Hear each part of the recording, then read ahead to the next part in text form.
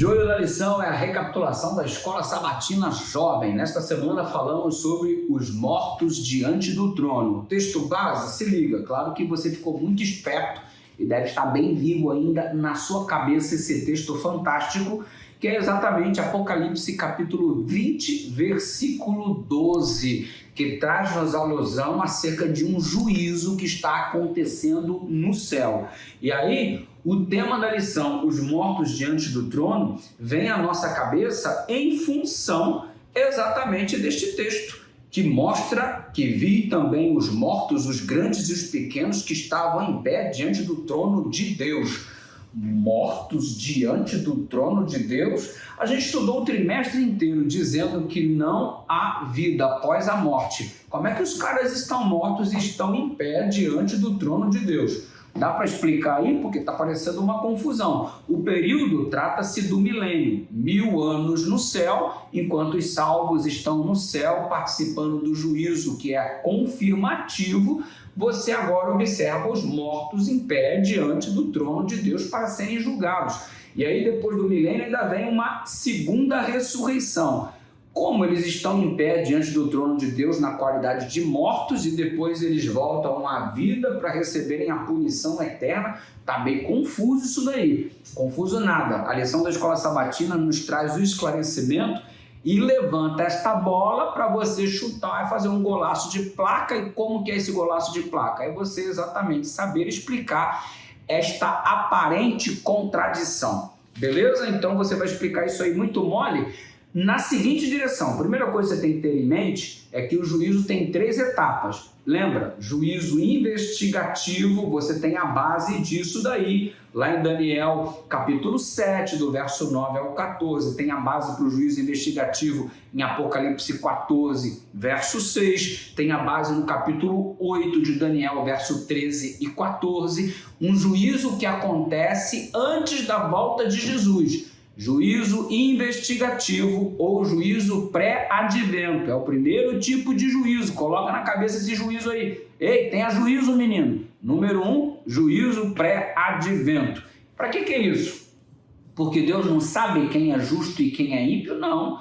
Deus sabe, mas Ele realiza esses processos de juízo para nossa segurança, para que tenhamos mais subsídio ainda do que já temos para confiar que Ele está sendo um juiz justo e fiel. Exatamente, juízo pré-advento. Com base no quê? Nos registros que existem no céu. Lembra disso, os registros, livro da vida, livro lá das memórias, os livros que a Bíblia atestam acerca da sua existência. Claro que eu já expliquei isso na semana passada, aqui falei que esses livros eram a linguagem conhecida da época, mas você pode pensar hoje na direção de que existem registros lá. Como são esses registros? Não sei, mas registros que agora, por hora, denominamos de livros, beleza? Aí o julgamento pré-advento acontece em função desses registros. Quando Cristo volta e os mortos justos ressuscitam, da primeira ressurreição, eles ressuscitam porque são justos. Se são justos, é porque sofreram uma qualificação num juízo para serem denominados de justos. Ficou claro isso daí? Com base nos textos que eu te falei, de Apocalipse 14, Daniel 7, Daniel 8, e assim vai.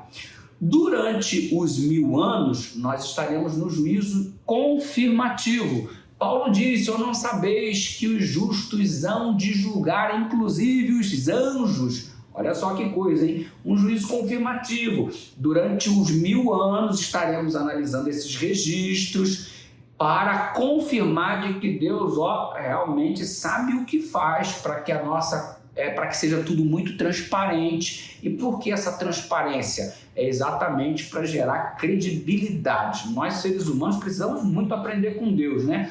Transparência, minha gente, transparência. Aí o anúncio e aí o resultado. Depois do milênio, com a volta de Jesus, haverá, depois do milênio, essa volta para a terra com a cidade santa, aquela coisa toda, e aí vai acontecer o quê? Um juízo de execução.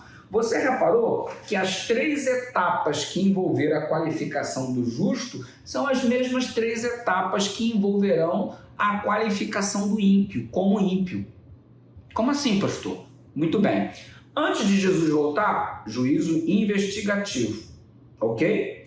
Depois vem a volta de Jesus e há então a execução desse juízo. E lá no céu você tem a confirmação de que realmente estava tudo certo.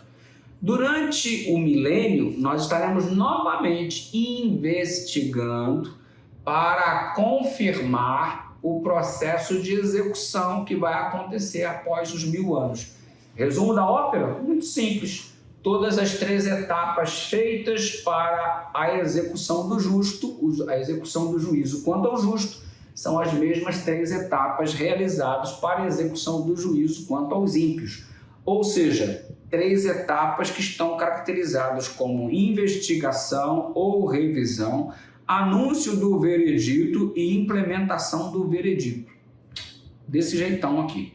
Beleza? E tal juízo, eu repito, não é por causa de Deus. O juízo é por causa da gente, para que fique tudo muito transparente, para que confiemos naquilo que Deus está fazendo e que haja esse testemunho para todo o universo, ok? E a lição vai colocando essas 3 etapas em evidência que você esteve aqui analisando direitinho na parte de segunda-feira. Aí você percebe que terminado o milênio vem a segunda ressurreição, né?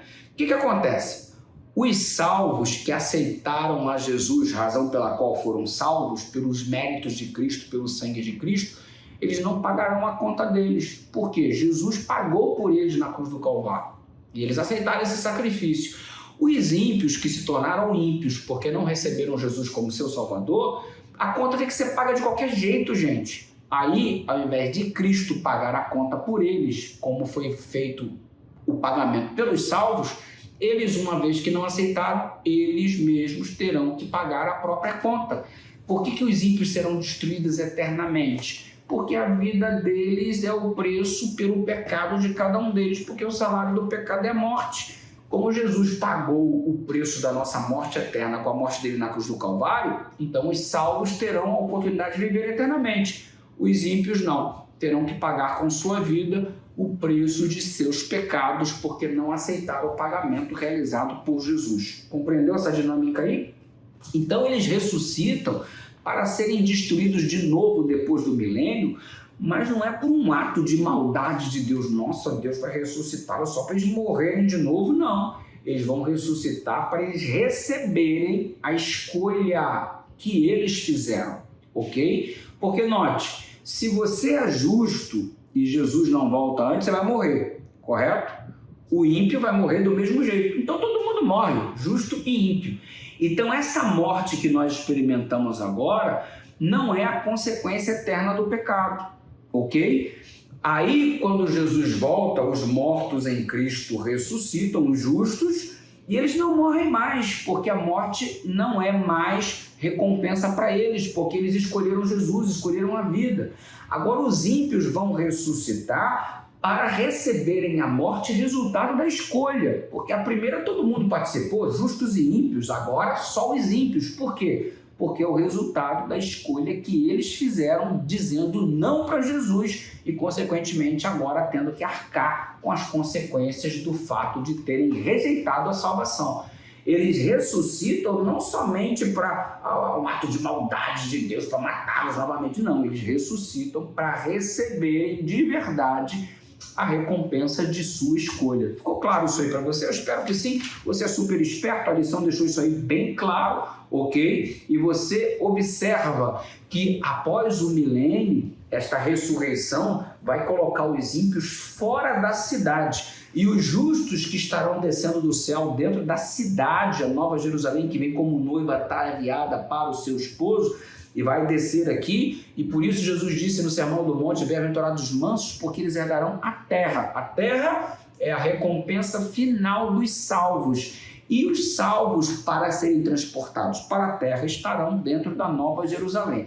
Então você vai ter um pessoal dentro da Nova Jerusalém, após o milênio, que são os salvos que estão vindo para habitar na terra, e você vai ter um pessoal fora da Nova Jerusalém, que são os ímpios que ressuscitaram depois dos 1000 anos. A ressurreição dos ímpios E aí o diabo vai arregimentá-los de acordo com o Apocalipse para atacar a cidade. O capítulo 12 explica, né? E eles se arregimentarão para destruir, e vai descer fogo do céu e consumir todo mundo, e aí virá a morte eterna, a morte como recompensa dos ímpios. Satanás também será destruído com os anjos, ele vai demorar um pouquinho mais, ele vai sofrer um pouco mais, ok? Todos em algum momento reconhecerão que Deus realmente é justo, que a sentença está correta, haverá um reconhecimento, mas a destruição ocorrerá. Então vai ter gente dentro da Nova Jerusalém e vai ter gente fora da Nova Jerusalém. Fora estão os ímpios, dentro estão os justos. E aí?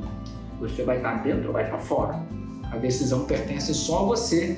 Por isso você aceita hoje a graça de Deus para que você então tenha o seu passaporte carimbado para estar na Nova Jerusalém, e esse passaporte é carimbado com o sangue de Jesus que nos lava e nos purifica de todo o pecado, ok? E os justos estarão dentro da cidade, os ímpios estarão fora dela, e você tem que tomar a sua decisão se você vai estar dentro ou vai estar fora. Deus quer estar dentro.